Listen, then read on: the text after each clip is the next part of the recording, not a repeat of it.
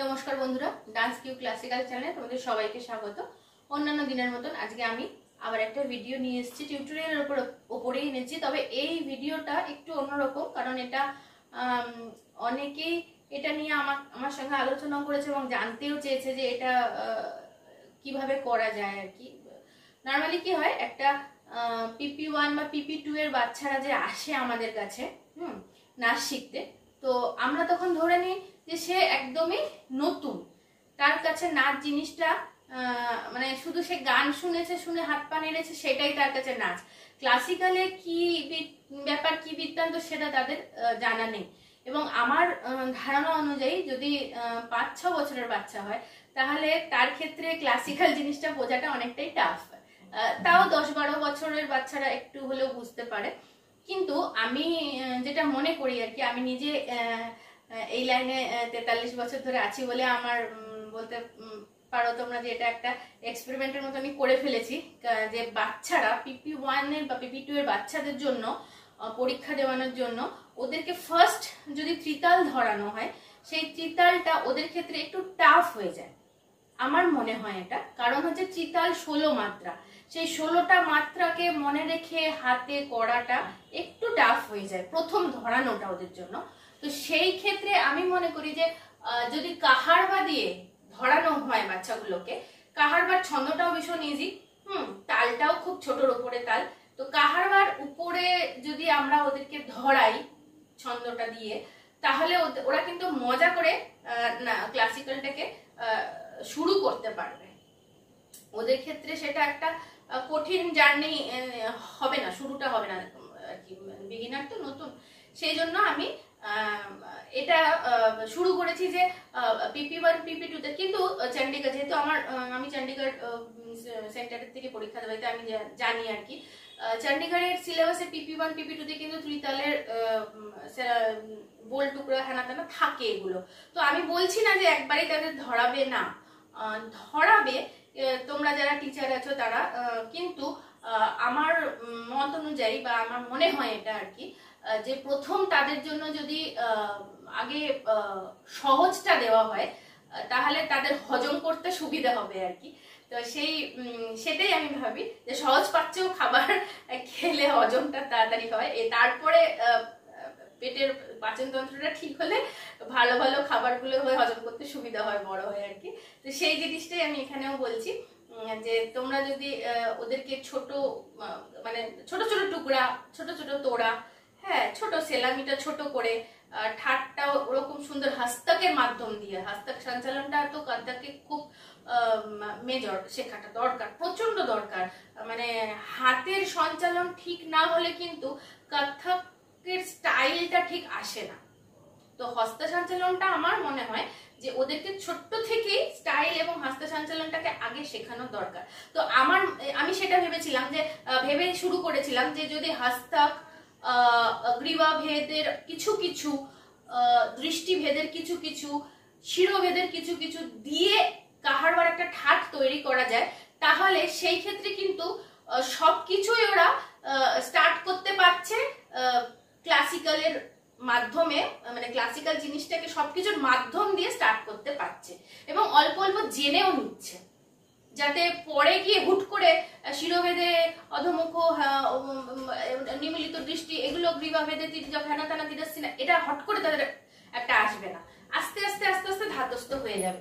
তো সেইটাকে ভেবেই আমি এই জিনিসটা তৈরি করেছি। এবং আমার ওই যারা টিচার আর কি, সেই স্টুডেন্টরাই আমাকে বললো যে দিদি তুমি এটা দাও, না দিলে আমরা ঠিক এগুলোকে শেখাতে পারি না। এবং অনেক মাই আছেন যারা নাচ ছোটবেলায় শিখেছেন বা কিছুটা শিখেছেন, কিছুটা জানেন, তাল লয় বোধ তাদের ভালোই আছে, কিন্তু নিজের বাচ্চাকে তৈরি করতে চাইছেন। সেই ক্ষেত্রেও আমি বলবো তারা যদি শুরু করতে চায়, এখনই কোনো অনেক ছোট ছোট বাচ্চাদের তো অনলাইনে শেখানোটা একটু কষ্টকর হয়, অন্তত 5-6 বছর হয়ে গেলে বাচ্চাগুলো তখন তারা ধরতে পারে। তো সেই ক্ষেত্রে আমি বলবো সেই মায়েরা আর কি আমার এই ভিডিওটাকে ফলো করে তাদের শুরুটা করে দিতে পারবেন। ঠিক আছে, তাহলে চলো শুরু করি আজকের ভিডিও। শুরু করার আগে তোমাদের কাছে অনুরোধ রইল, আমার চ্যানেলটাকে সাবস্ক্রাইব করে আমার পাশে থাকার জন্য, পাশে থাকা বেল বাটনটা অলটা প্রেস করে দিলে সমস্ত নোটিফিকেশন গুলো নতুন নতুন তোমাদের কাছে চলে আসবে, যেটা তোমাদের ক্লাসিক্যাল ডান্স শেখার জন্য খুব সাহায্যের হবে আর কি। তো আর যদি তোমাদের ভালো লাগে একটু লাইক দিয়ে দিও, লাইক দিলে আমি উৎসাহ পাবো এবং আরো নতুন নতুন ভিডিও তোমাদের জন্য নিয়ে আসবো যেটাতে তোমাদের অনেক হেল্প হয়। ঠিক আছে, তাহলে চলো শুরু করি।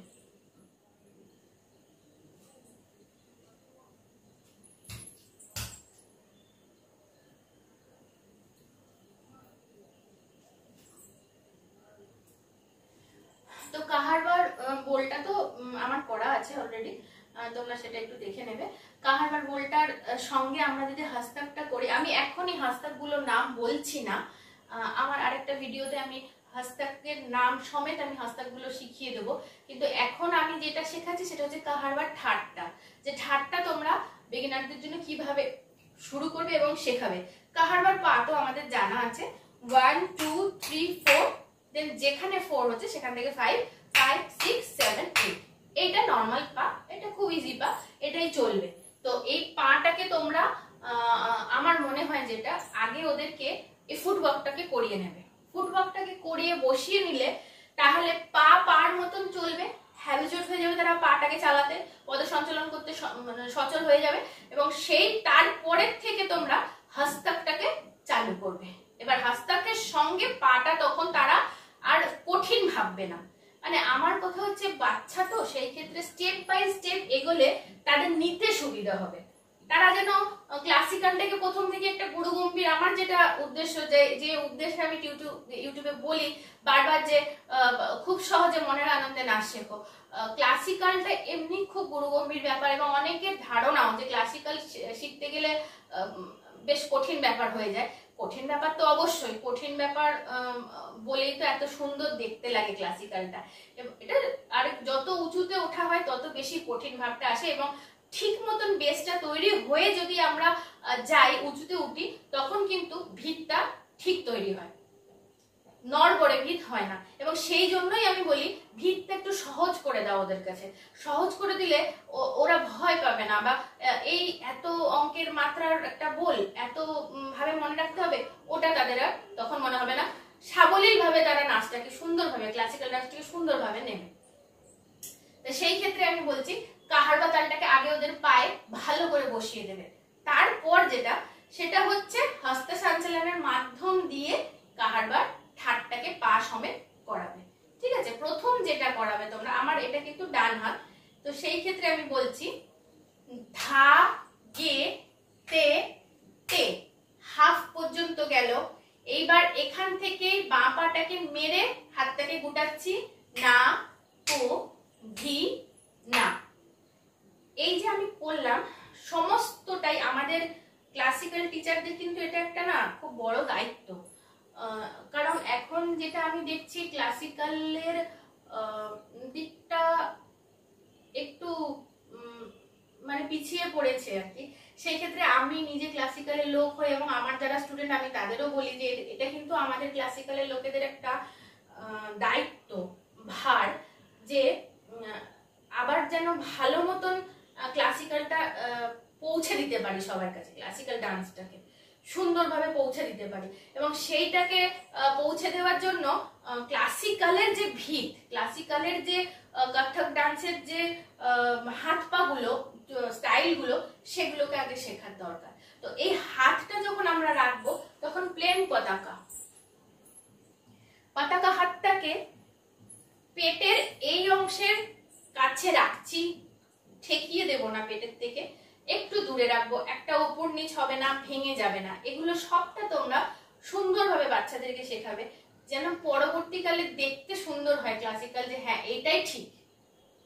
এবং আমরা যখন খুলবো তখন এই হাতটা চেস্টের যে ভাগটা আছে তার থেকে যেন এগিয়ে না যায়, সব সময় নিজের এদিকে টেনে রাখা হবে, কারণ এগিয়ে গেলে এই পজিশন হয়ে যাচ্ছে, এটা ভুল পজিশন, পশ্চাৎটা ভুল হয়ে যাচ্ছে। কিন্তু হাতটা সবসময় টানটা যেদিকে যে থাকবে তার দিকে থাকবে, তখনই হাতটা চলে যাবে, হাত গলার কাছে উঠে যাবে না, হাতটা বেশিও নিচে নেমে যাবে না, ভেঙে যাবে না, ঠিক এই জায়গাটায় পজিশনটায় থাকবে।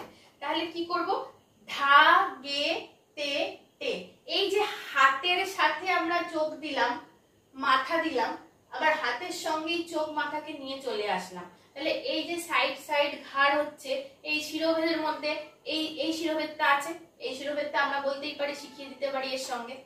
ঠিক আছে, তাহলে ধা গে তে টে, এই যে হাত গেল সেই হাতটা এই ভাঙা হয়ে থাকবে না, এই অংশটা দেখা যায় না, প্লেন হাত থাকে, একদম সমান, উঁচুতে উঠে যাবে না, নিচে পড়ে যাবে না, সমান, শোল্ডার থেকে একটু নিচে থাকবে।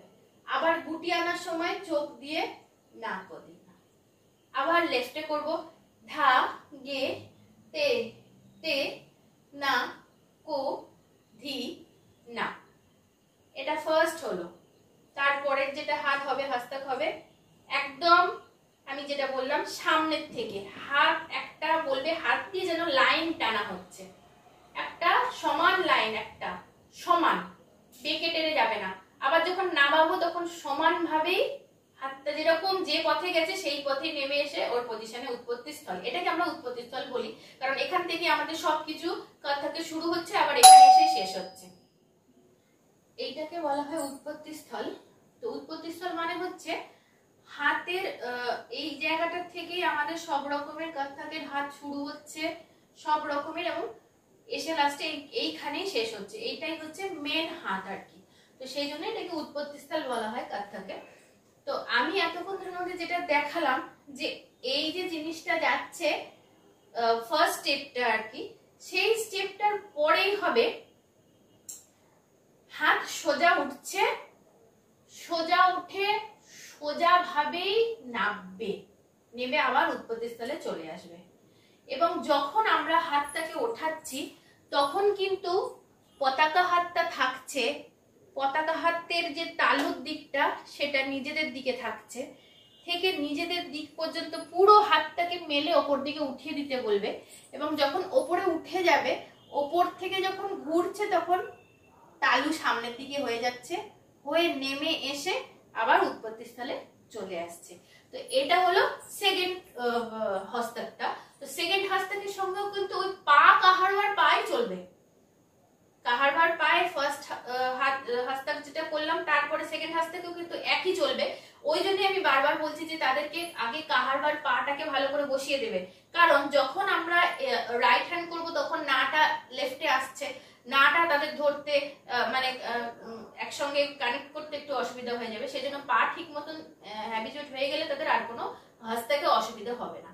তো সেকেন্ড হস্তকটা কি হচ্ছে, ধা গে তে তে, ঘুরে গেল, না তো ধি না, হাফের থেকে নামলো উপরে, আবার ঠিক লেফটেও সেম হবে, হাফ পর্যন্ত থাকবে উপরে, আবার হাফ থেকে না থেকে নেমে আসবে, ধা গে তে তে না তো ধি না।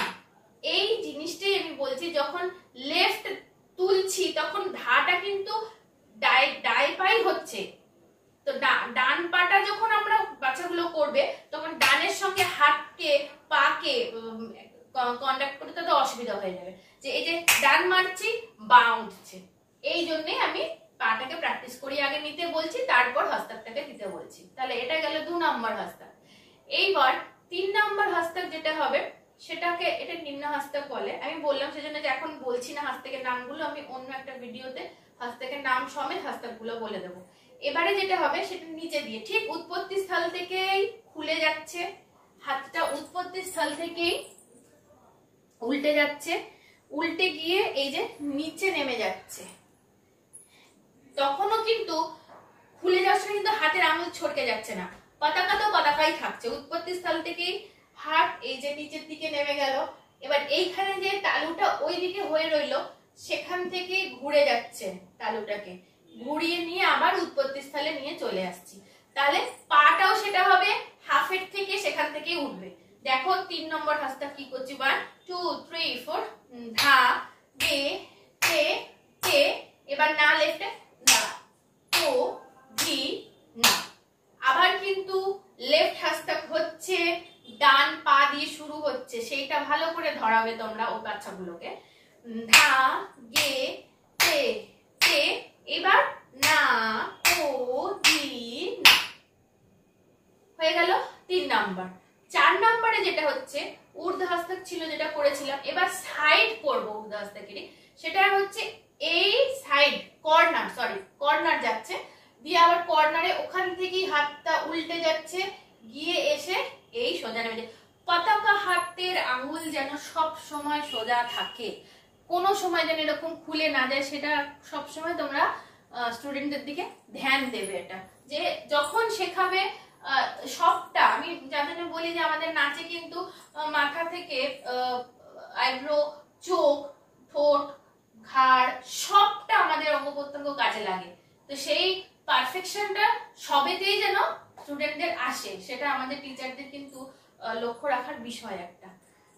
এরপরে যেটা করছি সেটা হচ্ছে 4 নম্বর 1 2 3 4, এখান থেকে উল্টে দিচ্ছি, উৎপত্তি স্থল থেকে ধা গে তে তে চলে গেল, চোখ মুখ সব যাচ্ছে কিন্তু মাথাও যাচ্ছে। এবারে না উল্টে দেবে, না থেকে না ও জি না, সেম লেফটে করবে। এই লেফটের সময় বাচ্চাদের খুব প্রবলেম হয়, আমি যেটা দেখেছি আর কি, যেহেতু লেফট হ্যান্ড করছে, রাইট পা দিয়ে শুরু করছে, সেই জন্যই বারবার মানে প্র্যাকটিসটা করে নিলেই সুবিধা হয় ওদের আর কি। ধা গে তে তে, কর্নার মানে কিন্তু কর্নার, কর্নার মানে এই জায়গাটা বা এই জায়গাটা নয়, কর্নার মানে কর্নার। এবারে না কো ভি না, হয়ে গেল 4 নম্বর।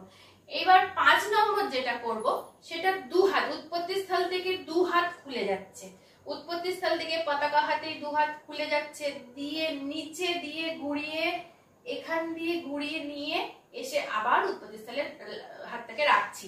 এবং যখন আমরা এটা নিয়ে যাচ্ছি তখন কিন্তু নিচে যে যাচ্ছে সেখান থেকে হাফ থেকে কারবার আবার উঠবে। দেখো করছি 2 3 স্টার্ট। ধা গে তে তে না কো দি না, ঠিক আছে? এই হলো 5 নম্বর। এইবারে যেটা হাতটা করব আমরা 6 নম্বরে, সেই হাতটা কিন্তু এই ডান হাতটা আমার দেখো এখান থেকেই ঘাড় গলার কাছে যাচ্ছে, আঙুলগুলো সবকটা জুড়েই গলার কাছে যাচ্ছে। বড় করে খুলবো না, ছোট্ট করে জাস্ট রিস্টকে আমরা ঘুরিয়ে এনে উৎপত্তি স্থলে রাখছি, আবার রিস্ট ঘোরাচ্ছি, ঘুরিয়ে এনে। এই হাতটা কিন্তু এই ফ্লেক্সিবিলিটিটা ওদের ছোট থেকে আসবে যদি আমরা এই হাতটাকে বারবার বারবার করে আমাদের ঘোরানো হ্যাবিট করানো হয় ওদের। এবং সেই জন্যেই যখন করা হবে বেঁধে দেবে যে এইটুকুর মধ্যেই ঘোরাতে হবে তোমাদের, এর বেশি বড় করে ঘোরানো যাবে না, ওটা আবার আলাদা ফিগার হয়ে যাচ্ছে, ঠিক আছে? তাহলে 2, এই যে ধা গে তে তে, এইটা কিন্তু একটা দেখার বিষয়। সেটা হচ্ছে যে এতক্ষণ ধরে পুরো একটা আবর্তন এই হাফ থেকে তুলে আনছিলাম একদিকে, কিন্তু এটাই কি করব, দুটো হাত একটা আবর্তনে করব। সেটা হচ্ছে ধা গে তে তে, আবার কি করছি না কো ধি না, ঠিক আছে? বুঝেছো? দেখো এইবার আমি হাতের সাথে পাটা করে দেখাচ্ছি 2 3 স্টার্ট। ধা গে তে তে না কো ধি না। আমি কিন্তু হাত ঘোরালাম তো সামনের দিকে তাকিয়ে নেই, এই যে হাতের আঙ্গুলগুলোর যে ডগা সেখান দিয়ে চোখ যাচ্ছে, মাথা গেল গিয়ে এই সোজা, যখন উৎপত্তি স্থলে হাত এলো মাথা তখন বা দৃষ্টিটা সোজা হয়ে গেল। আমি তোমাদের বারবার বলছি এগুলো আমাদের কিন্তু গুরু দায়িত্ব যে এই জিনিসগুলোকে খুব পারফেক্ট ভাবে শেখানো দরকার, যার জন্য দেখতে মানে কত্থকের সঠিক ঘরানাটা বা সঠিক স্টাইলটা তবেই ধরে রাখা যাবে, ঠিক আছে? এইবারেরটা যেটা করব সেটা হচ্ছে দু হাত একসঙ্গে। অনেকের হাত দেখবে যখন খুলবে, ওরা বাচ্চা তো বড় করে খুলে ফেলে, বড় করে না, জাস্ট এইখান দিয়ে রিস্ট ঘুরছে হয়ে উৎপত্তি স্থলে আসছে। এটা কিন্তু এই এক আবর্তনের মধ্যেও আবার এইটাকেও আবার এক আবর্তনের মধ্যে করে হাতকে নমস্কার করব। দেখিয়ে দিচ্ছি 2 3 4। ধা গে তে তে, এবার না থেকে পাও চলবে, হাতও ঘুরবে, যেটা আমি শেখাই যে এই হাত, এটা আমার ডান হাত, এটা বাম হাত। তো এই যে আমাদের কি বলে রিস্ট বলছি, রিস্টটাকে দুটো রিস্টকে আমরা এই ঠেকালাম, ঠিক ডান হাত উপর দিয়ে বাঁ হাত নিচে দিয়ে, ডান হাত ঘুরে যাবে বাঁ হাত ঘুরবে না তা নয়, ডান হাত যে ঘুরছে বাঁ হাতও ঘুরে যাচ্ছে, ঘুরে এই চলে এলো, দিয়ে এই সামনে জুড়ে গেল। কেননা এই হাতটা যদি আমরা ওদেরকে ঠিক মতো না বসাই, পরবর্তীকালে যখন ত্রামের ফিগার গুলো আমরা করব, সেই ত্রামের ফিগার গুলোতে ঠিক করে ওরা করতে পারবে না। তো এই জিনিসটাকে এখন আমি ঠাটের মাধ্যম দিয়ে, ওই জন্যই বলছি যে শক্ত শক্ত জিনিসগুলোকে ছোট থেকে যদি একটু একটু করে তাদের ধরানো হয়, তাহলে তারা কিন্তু খুব সুন্দর শিখবে, তাদের বেসটা খুব সুন্দর হবে। তাহলে দেখো 1 2 3 4 ধা গে তে তে না তো দি না ধা, এই বসে গেল। এবং এই যে বসার সময় আমি বারবার বললাম, এই যে ভি পাটা ছোট্ট করে, গার থেকে বেশি বড় ভি হয় না, ছোট করে ভি হয়েছে যেটা, সেটা ঠিক পিছন দিকে হাঁটুটা স্প্রেড যেন হয়, হাঁটুটা যেন ছড়ানো, হাঁটুটা এরকম গুটিয়ে যেন না যায়, ফাঁকটা যেন থাকে হাঁটুতে, তবেই দেখতে ভালো লাগবে। এবং এই যে সামনের দিকে অনেক বাচ্চা ঝুঁকে পড়ে বা অনেকেরই পশ্চাৎটা এরকম হয়ে গেছে, ওটা নয়, পেছন দিকে ওদের টেনে রাখতে বলবে বডিটাকে, এবং হাতগুলো ঝুলে থাকে না যেন, হাত ওপর দিকে, সবটা আমাদেরকে খেয়াল করে ওদের শেখাতে হবে। তবেই কিন্তু বারবার বলছি পারফেক্ট স্টাইলটা ওদের মধ্যে বসবে। হাতের কনুই যদি ঝুলে যায়, হাত ওপর উঠে গেল, মুখ গার্ড হয়ে গেল, ওটা ঠিক না। ঠিক আমাদের চেস্টের থেকে দূরে থাকবে, যতটা দূরে, এক হাত যতটা আমাদের দূরে হয় ততটা দূরে থাকছে হাতের ডিস্টেন্সটা, দিয়ে হাতের কনুই ঝুলবে না, হাতের কনুই উপরে উঠে থাকবে। তাহলে আমি এখন তোমাদেরকে না থেমে পরপর পরপর পুরোটা কাহারবার PP1 দের জন্য PP2 বলতে পারো, PP2 তেও ত্রিতাল করানো যায়, তবে ঠিক আছে আমি পরে ত্রিতালের ঠাটটা আবার PP2 দের জন্য দিয়ে দেবো। এখন যেটা করছি PP1 দের জন্য, সেই PP1 দের কাহারবার ঠাটটা আমি না থেমে দেখিয়ে দিচ্ছি। 2 3 স্টার্ট।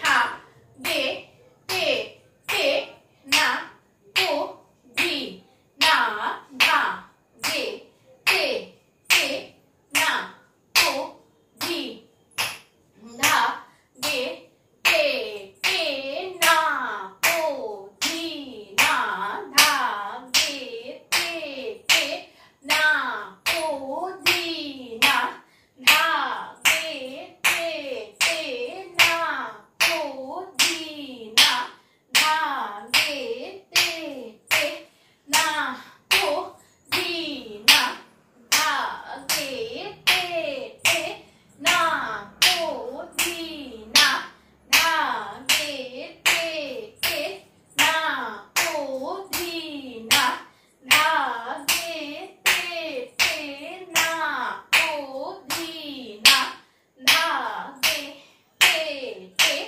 না তো দি না ধা গে তে তে না তো দি না ধা। তাহলে তোমরা দেখলে যে বাচ্চাদের PP1 PP2 জন্য কিভাবে তোমরা ঠাট প্রস্তুত করবে এবং কোন তালের উপর প্রস্তুত করবে। ঠিক আছে, তাহলে আজকে এই পর্যন্তই। সুস্থ থেকো, ভালো থেকো এবং খুব সহজে মনের আনন্দে নাচ শেখো। ধন্যবাদ।